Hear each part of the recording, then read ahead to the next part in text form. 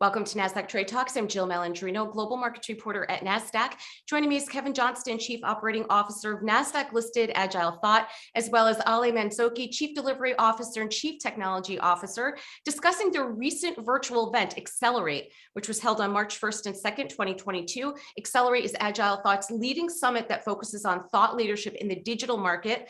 The virtual event included panel discussions and fireside chats from Agile Transformation in the organization using AI and data analytics. Kevin and Ali, it's great to have you with us. And Kevin, I'd like to start with you first. One of the panel discussions dealt with an agile transformation through a leader's eyes. Can you describe what this transformation was about in an organization and the business problem that was being solved? Yeah, thanks, Jill, and thanks for having us on today. The Chelan County is one of the public utilities in the Washington State area.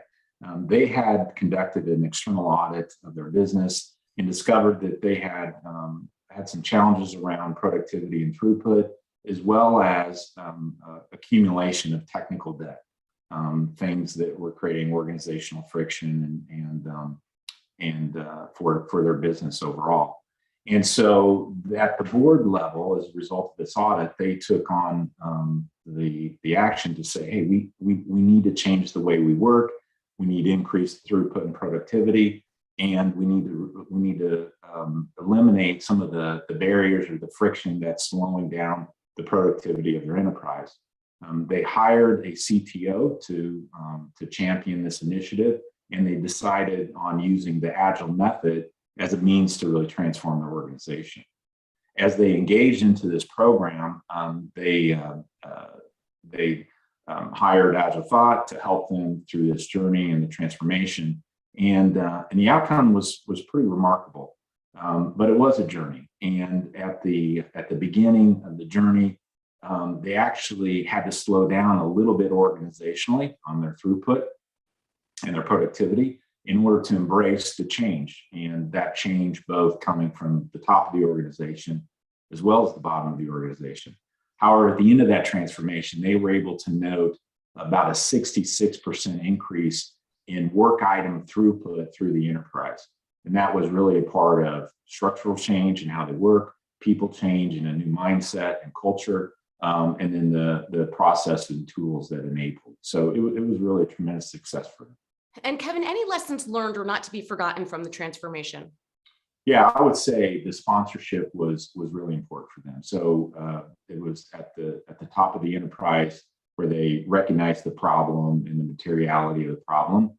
And it was that sponsorship from the top that gave license or permission to the people to really embrace the vision that the C-level suite had for the enterprise, and was able to bring clarity to the problem and challenge that was the motivation for really changing the way they work.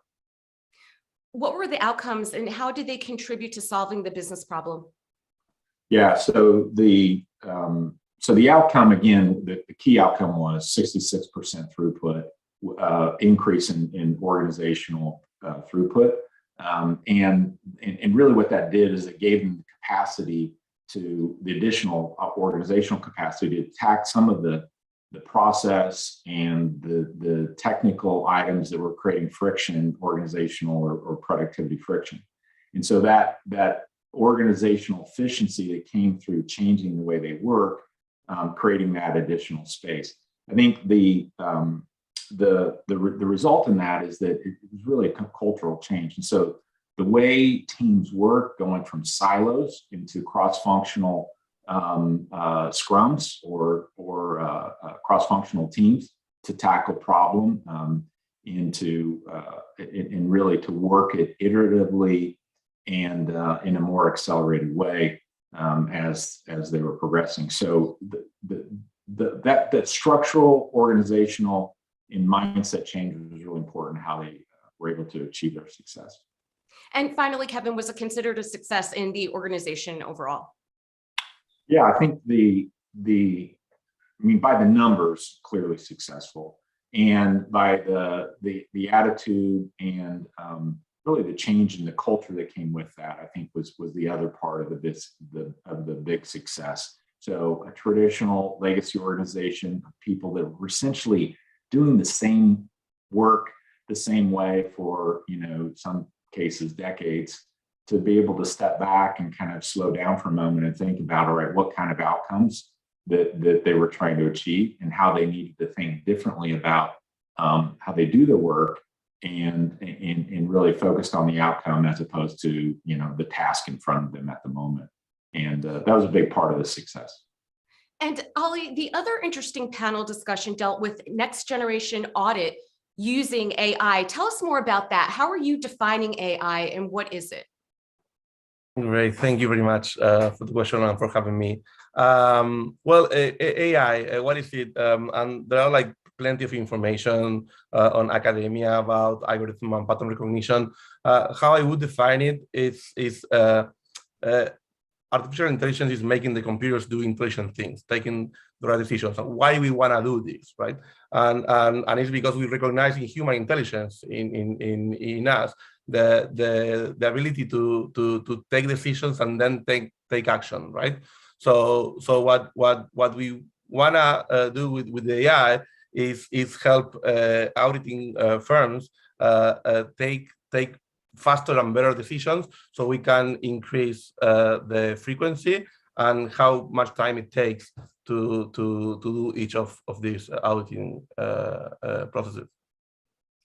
What would be the business problem that AI would be solving for an audit?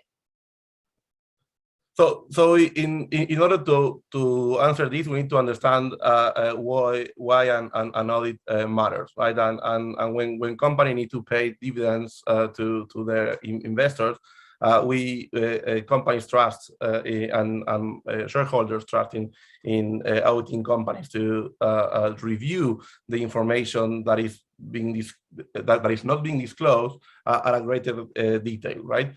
So what we wanna help auditing companies is to know where to look and what to look in a much simpler way. So leveraging AI to decide which pieces of information we need to analyze. So the whole process takes much shorter, right? Like 20 years ago, when this was made by like pen and paper, it's impossible to think like today with the amount of data we have today available, we can do the same. So leveraging these tools and techniques can help us to do it much faster and in a much better way.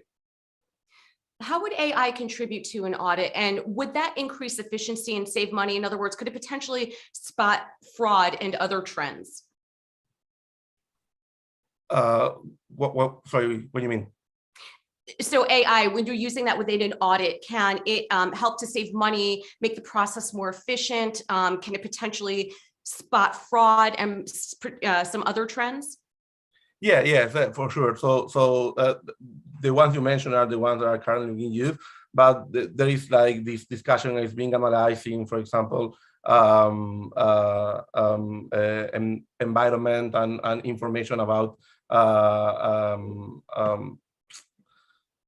forgot the name. Well, Ali, let's talk about it a little bit more broadly. How can AI help decisions overall being made for financials?